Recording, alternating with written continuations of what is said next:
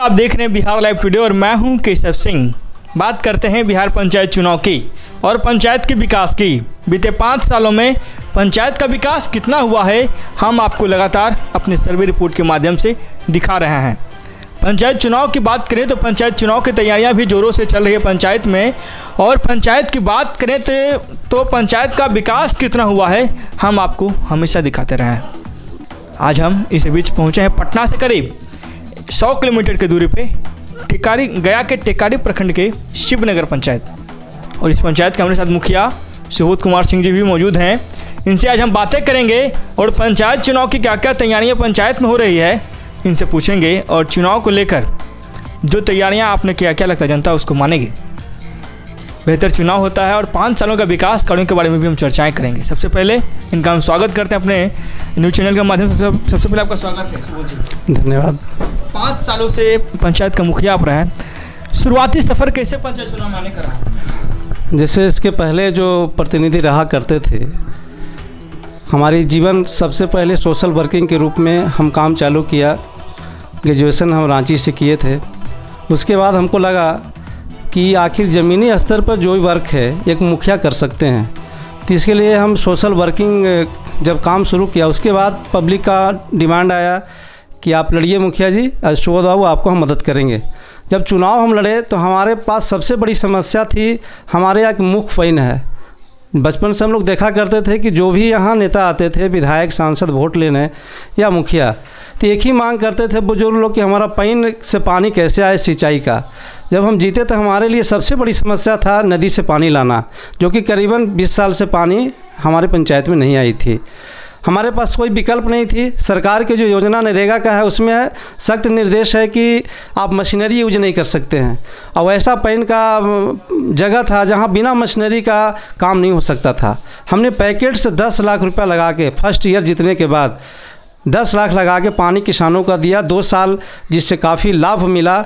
हमारे पंचायत में कोई भी किसान का दूसरा संसाधन नहीं था, तो पहला मेरा काम था किसानों को पानी देना। उसमें अपनी काम में हम सफलता पाई, और हमको गर्व है कि हमने मेहनत करके पैकेट से प्रतिनिधि बनकर 10 लाख रुपया लगाना किसी भी प्रतिनिधि के लिए बहुत महंगा काम होता है, वो हम करके दिखाया है। मतलब सुबोध जी, चुनाव जब आप लड़े तो जनता से वादा किए थे क्या? हाँ, वादा था हमारा कि आप जब अगर जिताते हैं हमको तो निश्चित तौर पर जो आज तक सांसद विधायक आप लोग को करके नहीं दिखाए हैं, निश्चित तौर पर हम अपने वर्क में ये मुख्य फ़ैन को हम शामिल करेंगे।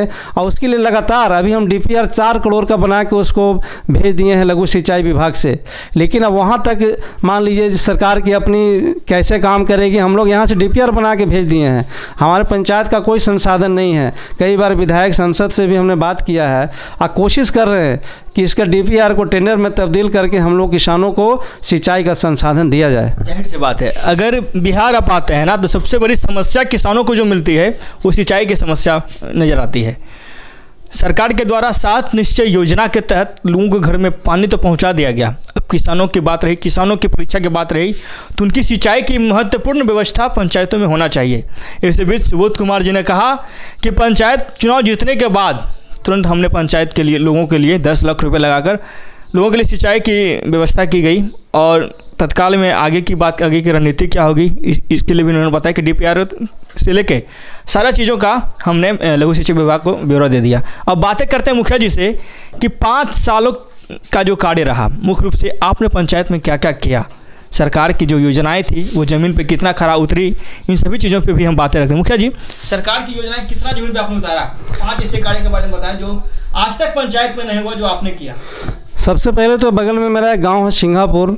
वो ऐसा गाँव था जो आज़ादी के बाद से आज तक वो रोड से वंचित था। उसको सबसे पहले नरेगा से हमने रोड से जोड़ा। वहाँ दलितों की संख्या या बहुत सारे 10 से 12 जातियाँ वहाँ रहती हैं, जिसका मांग था कि आज तक आज़ादी के बाद से हम लोग को रोड नहीं मिला। हमने नरेगा के तहत वहाँ रोड दिया। वो मेरा महत्वपूर्ण काम है। बताइए, आज़ादी हो गई और अभी भी आदमी मिट्टी में निकल रहा है, उसको कादो कीचड़ में निकलना पड़ रहा है। और सरकार की बड़ी बड़ी जो फोकस है कि ये कर रहे हैं वो कर रहे हैं, ज़मीनी स्तर पर कौन काम करता है? कई विधायक सांसद आते हैं जो ज़मीनी स्तर पर पब्लिक भेंट करती है। हम लोग मुखिया हैं, हम लोग के पास पब्लिक दिन रात घेरे हुए रहते हैं। सुबह से रात तक कोई मर गया, कोई बीमार है, कहीं से परेशानी, सारा चीज़ को देखना मुखिया का काम है। एक समाज का बहुत ही बड़ा पिलर है, लेकिन सरकार से अपेक्षित है कि 2500 रुपया मानदेय पर सरकार कहते हैं कि काम करें। दूसरी ओर विधायक को लाखों रुपया मानदेय और सांसद के 2-4 लाख रुपया दिया जाता है, लेकिन पब्लिक से उसकी भेंट नहीं होती है। जो भी संसाधन हम भरपूर उसका हम लोग किसान और मजदूरों के बीच में काम किया है। अच्छा, पंचायत की बात करें तो सरकार की ड्रीम प्रोजेक्ट 7 निश्चय रही मुख्यमंत्री जी का, इसको लेकर आपने पंचायत में क्या क्या काम करवाया? 7 निश्चय योजना में मान लीजिए कि जहाँ बेरोजगारी की बात एक आती है कि बेरोजगारी, तो हम लोग बेरोजगारी का कैसे सोल्यूशन करें? बेरोजगारी जब तक फैक्ट्री नहीं खोलेगी, कंपनी नहीं, हाथ को काम नहीं मिलेगा, तो हम लोग कहाँ पब्लिक को काम दें? मिट्टी का काम नरेगा से मिलता है, पेमेंट बहुत कम, 198 रुपया भी रेट किया गया है। कोई भी वर्कर जल्दी काम करने के लिए तैयार नहीं है कि 198 रुपया में काम करें। हम सरकार से आह्वान करते हैं कि कम से कम 300 रुपया प्रत्येक व्यक्ति को दिया जाए, जिससे वो काम करे, अपने बाल बच्चे को उसको पोषण पालन में काम आवे। 7 निश्चय का योजनाओं के बारे में बातें करेंगे। नल जल का पानी पंचायत के लोगों को मिल रहा है? नहीं, नल जल के वैसे तो हम पंचायत की ओर से एक ही वार्ड का काम किया था। हमारे के यहाँ 14 वार्ड है, 13 वार्ड जो है पीएचडी की ओर से किया गया है। हमारे के यहाँ लगभग सब सही है और पानी सबको मिल रहा है। अगर कहीं प्रॉब्लम भी है तो उसके लिए हम लोग विभाग को सूचित करते हैं और तत्पर होकर बनवाते हैं। लोगों को पानी मिल रहा है? हाँ, पानी मिल रहा है, लोगों को पानी मिल रहा है। जहाँ तक आपको मैंने दिखाया, हर एक पंचायत में समस्या आता है पीएचडी डिपार्टमेंट के द्वारा नल जल कार्यों के प्रति अनदेखी करने का, परंतु इस पंचायत में, शिवनगर पंचायत में भी इस तरह का जो शिकायत है अभी तक तो नहीं आ रहा। वर्तमान मुखिया जी के द्वारा कहा जा रहा है कि जो काम होना चाहिए था वो काम सही से हुआ। मुखिया जी, मुख्य रूप से और आपने क्या क्या काम करवाया? कितना इंदिरा आवास आपने टोटल दिया पंचायत को? करीब 140 इंदिरा आवास हम दिए हैं। और सबसे महत्वपूर्ण बात है कि हम जो भी इंदिरा आवास दिए गुणवत्तापूर्ण दिए। किसी भी आदमी को जो आरोप लगता है मुखिया पर या किसी जनप्रतिनिधि अधिकारी पर, निश्चित तौर पर हम किसी को 5 पैसा कहीं खर्च नहीं होने दिए और जो भी सरकार की पैसा था उसके खाते में पैसा गया और जो भी गरीब को मिला वो घर बनाए। पशु शेड बनवाए हैं? हाँ, पशु शेड हम 40 बनाए हैं, जिसमें कुछ ऐसे पशु शेड बनाया है आदमी जिसकी एस्टीमेट अभी नहीं बनी। हम बड़ी अधिकारी को हम लोग बोले हैं, बताया गया है कि सप्ताह के अंदर सबका एस्टीमेट भी बन जाएगा। 10 मेरा कंप्लीट है, 30 अनकम्प्लीट है, वो भी काम चल रहा है। अच्छा, इन सभी चीज़ों को तो देखा जाए, बात करते हैं पंचायत को विकसित करने के लिए मुख्य रूप से क्या क्या चीज़ों पे काम होना चाहिए ताकि आपका पंचायत जो है एक आदर्श पंचायत की गिनती में हो जाए? देखिए, विकसित करने के लिए सबसे पहले हैंड की ज़रूरी है।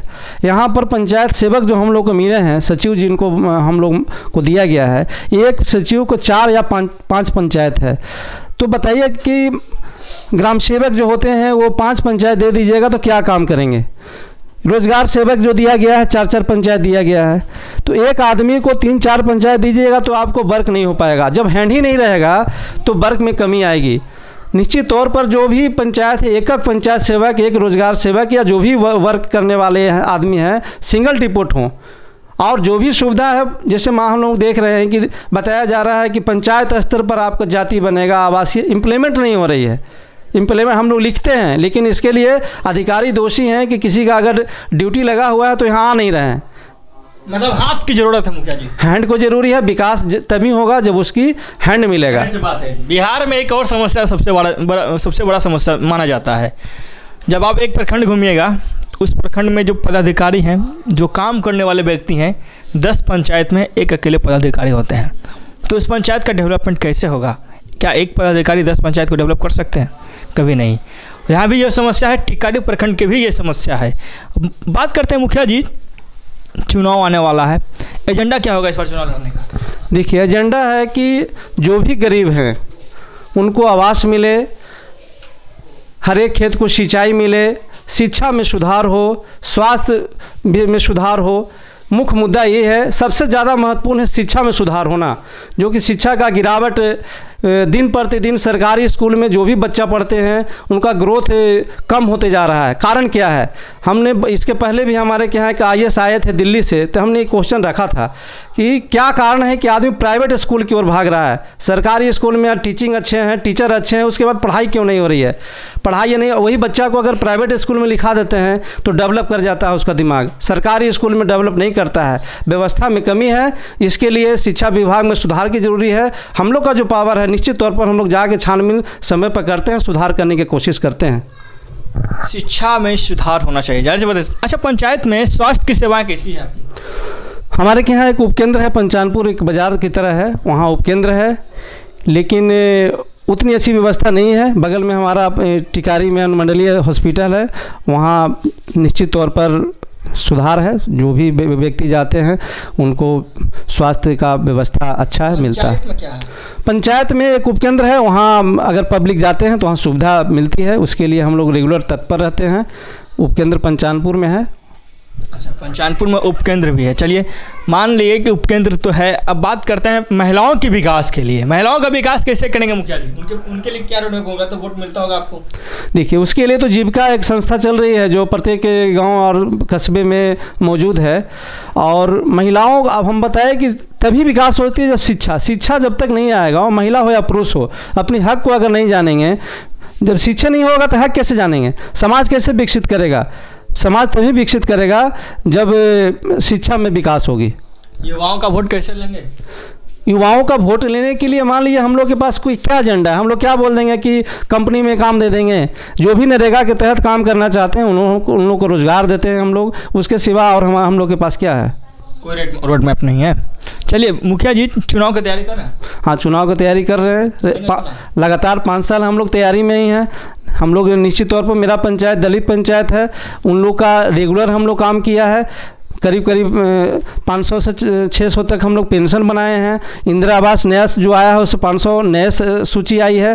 तो निश्चित तौर पर जो सबसे निचले पदान पर है उनकी विकास हम लोग चाहते हैं कि समानता हो। जो मान लिया अम्बेडकर साहब का जो संविधान में लिखा हुआ है कि एक समान जीवन हो, एक समान आदमी खड़ा हो, उसके लिए हम प्रयास करते हैं। कोई भी ऊंच नीच का भेदभाव हमारे पंचायत में रहे, मान सम्मान सबको एक हो। मान सम्मान एक हो। चुनाव की तैयारियां लगातार हो रही है पंचायतों में। इलेक्शन कमीशन के द्वारा डेट का अनाउंसमेंट भी बहुत जल्द होने वाला है। बात करें तैयारियों की, तो पंचायत चुनाव की जब तैयारियां आती है तो गांव में एक माहौल बनता है चुनाव को लेकर, क्योंकि ये जो चुनाव होता है घर की पॉलिटिक्स होती है, हर घर की पॉलिटिक्स होती है। और गांव वालों का जो चुनाव होता है ना, सबसे बेहद खास होता है, क्योंकि वहाँ जो वोट मिलता है विकास पे वोट मिलता है। जनता का दिल जीतेंगे मुखिया जी? देखिए, हमारा चुनाव का एजेंडा है विकास। हम जब जाते हैं गाँव में तो हम ये निश्चित तौर पर बोलते हैं कि अगर विकास किए हैं तो आप वोट दीजिए, अन्यथा आप वोट नहीं दीजिए। मेरा एजेंडा विकास है। जो करीब 340 साल से कस्बे में सोलिंग नहीं था, नाली नहीं थी, जो युद्ध स्तर पर आदमी लड़ते रहता था कि हमको नाली बना दीजिए मुखिया जी, कोई देखने नहीं जाता था। दुख सुख में रात में जब भी कोई बीमार पड़ गया, कोई डेथ कर गया, सरकार की एक पॉलिसी है आपको कबीर अंत्येष्टि योजना, पैसा सरकार देती नहीं है और घोषणा कर दी है कि कोई भी डेथ करे बीपीएल परिवार तो उसको पैसा दीजिए, लेकिन हम लोग को एपीएल वाला को भी देना पड़ता है। इसलिए देना पड़ता है कि वो भी गरीब है। बीपीएल 2009 के बाद बीपीएल बना नहीं है। कई ऐसे गरीब परिवार हैं जिनको आवश्यकता रहती है, तो हम लोग पैकेट से जाकर मदद करते हैं। तो निश्चित तौर पर जो दलित या पिछड़े वर्ग, चाहे जो भी समाज के नीचे तबके के हैं, उनके बारे में सोचेगा, उसकी तैयारी तो लगातार 5 साल और जनता आशीर्वाद देंगे। चुनाव जीतिएगा? निश्चित तौर पर जीतेंगे। हम अगले बार भी अनुमंडल में सबसे ज़्यादा वोट से जीते थे और सब भी पब्लिक का आशीर्वाद है। पुनः निश्चित तौर पर हमको आशीर्वाद मिलेगा, ये मेरा विश्वास है। चलिए, मुख्य रूप से हमारे साथ शिवनगर पंचायत के मुखिया सुबोध कुमार सिंह थे। इनसे हमारी बातें हुई कि बीते 5 सालों में पंचायत का विकास कितना हुआ, हर एक चीज़ों पे बातें हुई, क्या क्या चीज़ों पे काम होगा इन फ्यूचर 5 सालों में। सारे चीज़ों पे एक रोडमैप के जरिए काम किया गया 5 सालों का, और इनका हिसाब किताब इन्होंने दिया। जाहिर सी बात है, लगातार हमारे साथ बने रहने का तमाम दर्शकों का बहुत बहुत धन्यवाद। पटना से करीब 100 किलोमीटर की दूरी पर शिवनगर पंचायत से केशव सिंह की रिपोर्ट।